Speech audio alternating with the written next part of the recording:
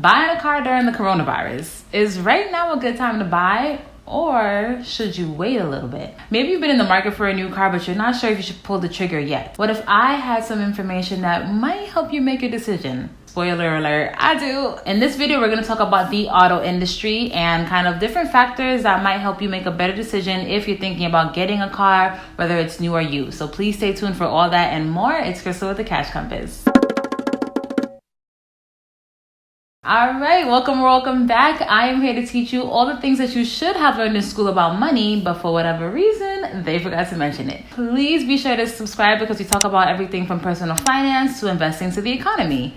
Let's get into it. All right, so maybe you're having that new car fever or that new used car fever because it's going to be new to you, but you know what I mean. And you're thinking about making a decision. Now, I am also in this boat because for those who don't know, I drive a 8-year-old Toyota Corolla, the oldest thing on the block, and I have no problem admitting that because I have not had payments in years, honey, and I don't want any payments either. So let's get into what is going on and how that will affect the car industry. I think I'm going to keep a tally just to keep things interesting, so I will have a tally for reasons why the price might stay the same or rise and reasons for why the price may go down. These are in no particular order, but let's start with oversupply. Cars were literally stuck at sea, okay? Just like the people in the cruise lines. Don't come here. Go ahead and throw your anchor down. There was an oversupply of cars to the point where California didn't even have the space for them, okay? And they had to kind of stay a mile out and just wait. So there's already problems of oversupply. Mind you, we've only been in this thing for about 6 weeks or so, and they have already started production or maybe even finished production of the 2021 models. So for me, that pretty much goes into the prices will drop category. All right, another thing is there's a lack of demand. In March alone, sales dropped around 40% for some of these car manufacturers. So, I mean, remember, we were only 2 weeks in March, right? Because they declared the emergency on March 13th. And then from there, you dropped 40%. That's pretty intense. That coupled with some states was straight up like you cannot buy a car right now, and there was a car ban. For whatever reason, it wasn't considered essential businesses, right? Because I guess you ain't got a job, you don't need a car. I don't know if that was the mentality or not. But at any rate, states were banning it, and even if they weren't banning it, I mean, who is buying a car right now? Yes, there will be people buying cars, but a lot of people are terrified to even leave their house, so things were literally on halt. And even after we get out of this thing, if we get out of it anytime soon, there is still going to be a bunch of uncertainty because people don't know about their job security. People are going to want to save up more just in case, and people are still going to be a little bit apprehensive in going to places with a lot of people. The April data was just as challenging as the March data, 30 to 40% drops in sales across the board in different car manufacturing companies as well. So that is another W for the prices might drop. All right, we have loose lending standards. I was in the car the other day and I was listening out because there was a whole bunch of car commercials and a lot of them were just outrageous. I mean, it was things like we'll pay your first year's payments, 0% interest, 84 months of a car payment. Like, you know, people in generations before us bought cars outright, okay? They did not have to pay for a car for 84 months. That's a long time. Even 60 months is a long time. So that's like a 7-year car loan with 0% interest. I mean, they are refusing to put the price down, so they are trying to give as many incentives as they can just so they can keep that sales price. And mind you, this was happening before the pandemic even happened. I mean, they were giving people cars, literally just walk up in there and maybe have a driver's license and you can get a car. That may or may not be true. And that will be a point for prices will stay the same. I don't know if they'll increase, but you know, it can keep things stable. Debt is like a double-edged sword. I mean, for some businesses, if you use leverage correctly and you're actually able to make money off of your debt, it makes a lot of sense.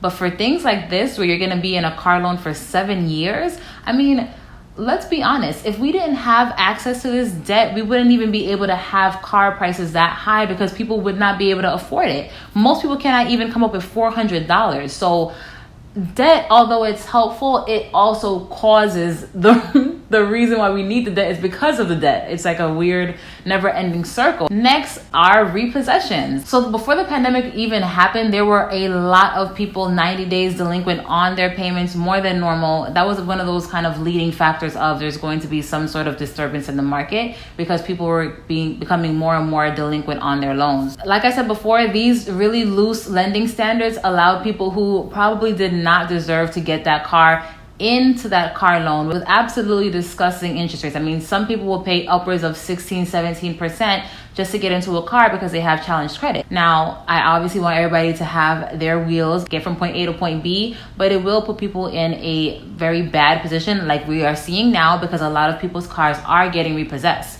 There is no moratorium yet. Maybe there will be on car payments. So for right now, you can go carless. You might have your home though, so that's not bad. So then to me, what will end up happening is they'll have a whole bunch of repossessed cars that they can put on sale, right? Used car sales.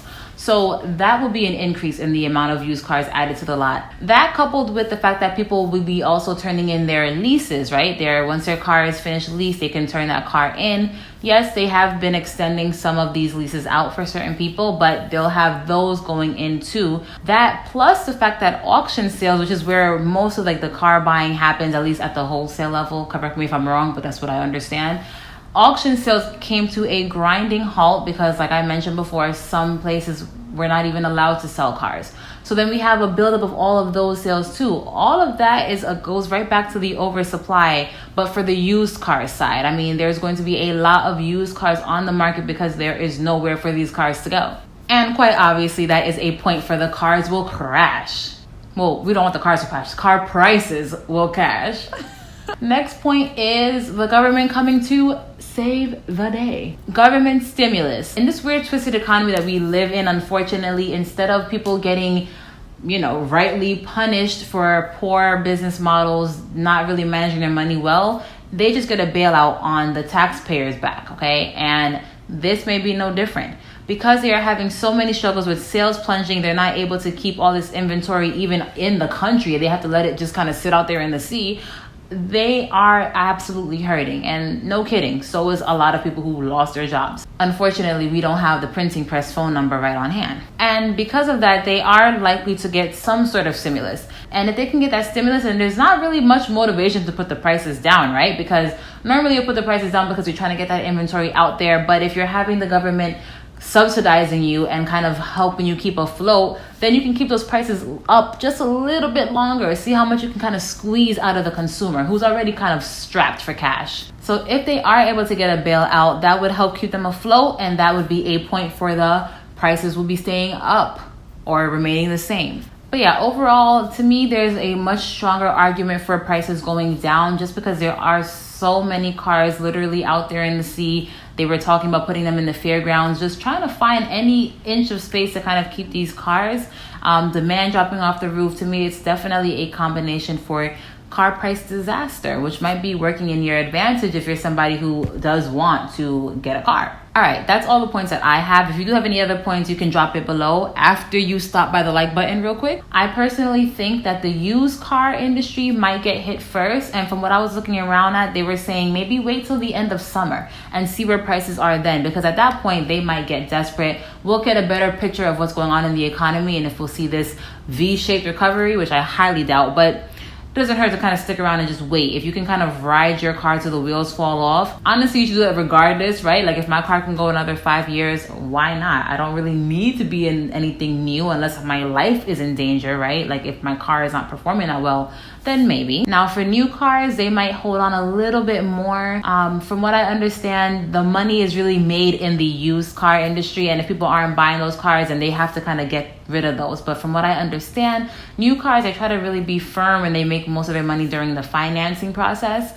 Like I said, drop it in the comments if you have more insight, but I do think if you are in the market for a new car, it might take a little bit longer to actually see them beat those prices down. I am personally going to just keep on keeping on with my car. I'm literally working from home, so there is not really much places that I go right now anyway. So I'm going to just kind of be sitting on the sidelines. But if you are considering it, think about a couple of factors. Can you wait for a little bit? It doesn't hurt to just kind of see what will happen. Is your job secure? Because obviously job security right now is extremely important. 30 million people have lost their jobs or are underemployed. So do you want to get into a new piece of debt or take out a big chunk of your savings in order to make this purchase? If you are trying to finance it, how much can you comfortably afford? Again, I wouldn't really take on any extra debt right now. I would be working on the exact opposite and trying to pay things down, especially variable rate like credit cards, something like this, because we are in very uncertain times and we don't know what's going to happen next. So I would say